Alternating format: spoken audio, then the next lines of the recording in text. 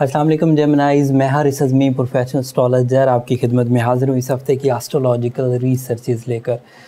ये वीक 15 अगस्त से so on 21 अगस्त के दरमियान जो 7 दिन आपके सामने आएंगे, उन 7 दिनों में जो भी प्लैनेटरी पोजीशन है मैं उसकी तफसील इस वीडियो में बयान करूँगा।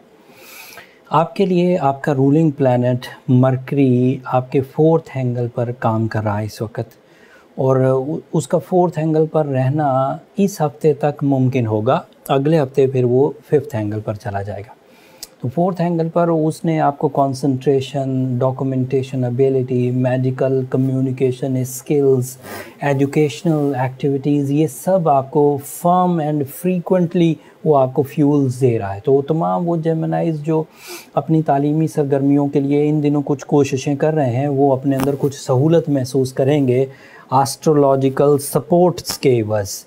सादा लफ्ज़ों में उन्हें तालीमी कारकर्दगी के लिए वक्त बहार मुयस्सर है। दूसरा, आपके लिए सूरज और वीनस दोनों ही 3rd एंगल पर हैं।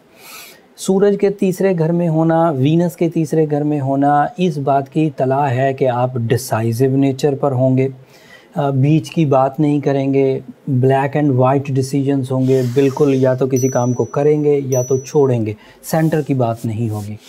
एंड तीसरा, जब वीनस और सूरज इकट्ठे होते हैं तो फैमिली गेट टुगेदर्स होती हैं, फैमिली वेलफेयर के इक़दामात होते हैं। जेमिनाइज़ के अंदर थोड़ा ह्यूमर रहेगा, थोड़ी इससे मिज़ाह बढ़ेगी। सो ये वीनस और सन की कम्बिनेशन से इन्हें मुयस्सर है। मार्स एक ऐसा प्लैनेट है जो 20 अगस्त को आपके लिए आपके 2nd एंगल पर आ जाएगा, आपके 1st एंगल पर आ जाएगा, सॉरी। मार्स अभी आपके लिए 12th एंगल पर था। अब जब वो आपके 1st एंगल पर आएगा तो यहाँ से मार्स आपके लिए प्रोडक्टिव इक़दामात करेगा।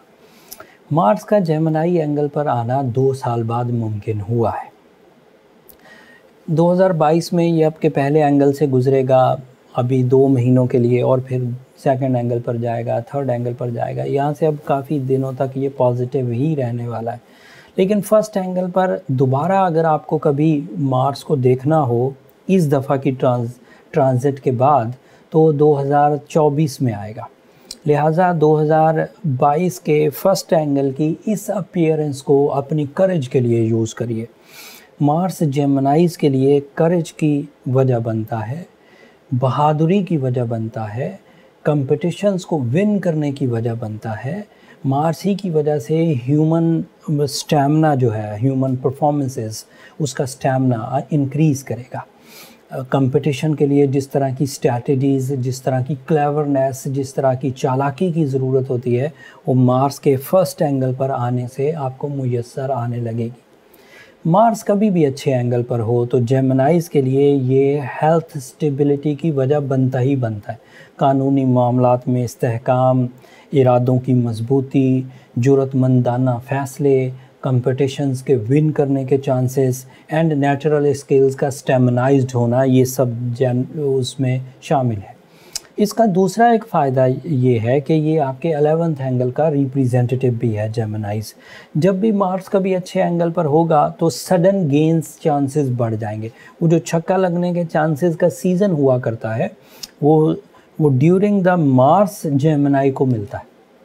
और अब ये 7 हफ्ते तकरीबन आपके 1st एंगल पर रहेगा।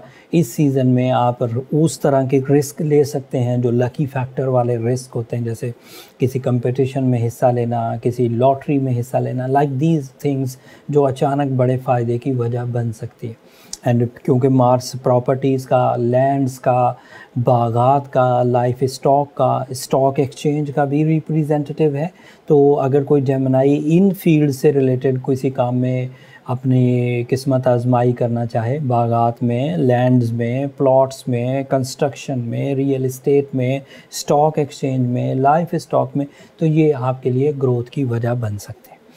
Saturn and Jupiter as you know दोनों ही अभी रेट्रोग्रेड चल रहे हैं जेमिनाइज़, और अभी लंबे अरसे तक रेट्रोग्रेड रहने वाले हैं। मतलब अक्टूबर की 23 तारीख तक सैटर्न रेट्रोग्रेड रहेगा और नवंबर की 23 तारीख तक जुपिटर रेट्रोग्रेड रहेगा। तो इस असना में आपको ये जो शॉर्ट टर्म सपोर्ट मिलती है, कभी आपकी रूलिंग प्लैनेट मरकरी की तरफ से, कभी सन की वजह से, कभी वीनस की वजह से, कभी मार्स की वजह से, आपको इन्हीं पर डिपेंड करते हुए अपने मकासद ज़िंदगी के हसूल के लिए कोशिशें करनी पड़ेंगी। And by rules at the moment चारों के चारों शॉर्ट टर्म प्लैनेट्स आपके लिए फेवरेबल चल रहे हैं इस वक्त। सो आप अपनी तालीमी सरगर्मियों को, आप अपनी लव लाइफ को, आप अपनी फ़िज़िकल हेल्थ को, आप अपनी कैरियर ओरिएंटेड डिसीजंस को प्रॉपरली ले सकते हैं, कोई हेजिटेशन नहीं। अगले हफ्ते मरकरी आपका रूलिंग प्लैनेट एक नए एंगल पर जाएगा। सो वो आपके लिए अदरवाइज़ कुछ नई तरतीब, नए फ्यूल्स, नई सहूलियात पैदा करेगा। वो किस तरह की होंगी वो तफसील अगले ही हफ्ते बयान करूँगा। अगले हफ्ते 23 तारीख को फिर सूरज भी एक नए एंगल पर चला जाएगा एंड सन का नया एंगल पर जाना यकीनन टाइम बिहेवियर को बदल देगा एंड उसकी तब्दीली आपके लिए मुस्बत है कि मनफी, वो भी अगले हफ्ते बयान करूँगा। ये इस हफ्ते की इन्फॉर्मेशन थी जो मैंने तफसीलन आपकी खिदमत में पेश की। उम्मीद करता हूँ कि आपको इन 7 दिनों की प्लानिटरी पोजीशन अच्छे अंदाज से समझ आ गई होगी और आप अपने डिसीजंस प्रॉपरली लेंगे। अगर ये रिसर्चेस मेरी बर वक्त आपके तक पहुंचाना, आपको प्रोफेशनली एस्ट्रोलॉजिकल अवेयरनेस देना आपके लिए इतना भी काम आता हो तो अपनी दुआओं में मुझे और मेरी टीम को ज़रूर याद रखिएगा। जेमिनाइज़, आपकी दुआएं हमारे लिए बहुत अहमियत की हामिल हैं, दुनिया के लिए भी, आखिरत के लिए भी। एंड चैनल को सब्सक्राइब करना मत भूलिएगा जेमिनाइज़, आपकी सब्सक्रिप्शन हमारी हौसला अफजाई की वजह बनती है। अगर आप अपने अंदर वैसे तो टाइम बिहेवियर काफ़ी प्रोडक्टिव है, लेकिन फिर भी अगर आप कुछ वीकनेस महसूस करें, आपको लगे कि आप अग्रेसिव होते जा रहे हैं, अगर आपको लगे कि आप थोड़े जल्दबाज होते जा रहे हैं, अगर आपको लगे कि आपकी जो प्लानिंग्स हैं उसमें कोई नई क्रिएशंस नहीं हो रही, तो फिर आपको अपने लिए थोड़ा आर्टिफिशियली फ्यूल्स प्रोड्यूस करने चाहिए। बीइंग अ जेमिनाई मैंने देखा है कि अगर आप एमरल्ड पहने तो बहुत अच्छे रिज़ल्ट्स आते हैं, अगर आप रूबी पहने तो बहुत अच्छे रिज़ल्ट्स आते हैं। जो जेमिनाइज नेचर में new type of booster produce करते हैं, रूबी एंड एमरल्ड भी। अगर आपकी उम्र 25 से 30 साल के दरमियान है तो 8 कैरेट पहनना बेहतरीन रहेगा, बट अगर 30 साल से फिर ज़्यादा है तो आपको 9 या 10 कैरेट की तरफ जाना चाहिए।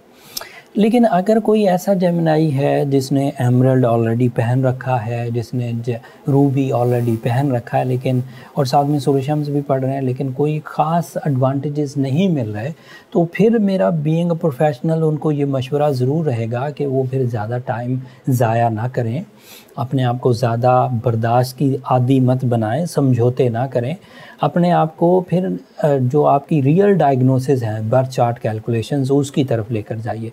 उससे फाइंड आउट हो जाएगा कि what is your real worth, असल में आपकी ताकत कितनी है और उसमें क्या क्या फैसिलिटीज़ नेचर की तरफ से आपको मुयस्सर है, कब कब मुयस्सर है, कितनी मुयस्सर हैं भी या नहीं। सो ये सब बातें बर्थ चार्ट से पता चल जाती है। Birth chart calculation is the basic diagnosis जिससे आपको अपनी तमाम तर सलाहियतों का अंदाज़ा हो जाता है।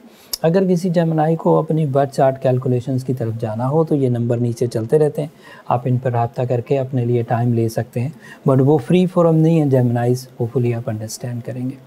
अगले हफ्ते जब मज़ीद चेंजेस आएंगे उनकी तफसील के साथ आपकी खिदमत में दोबारा हाज़िर होंगे। तब तक के लिए मुझे और मेरी टीम को इजाज़त दीजिए। अल्लाह ने के पान।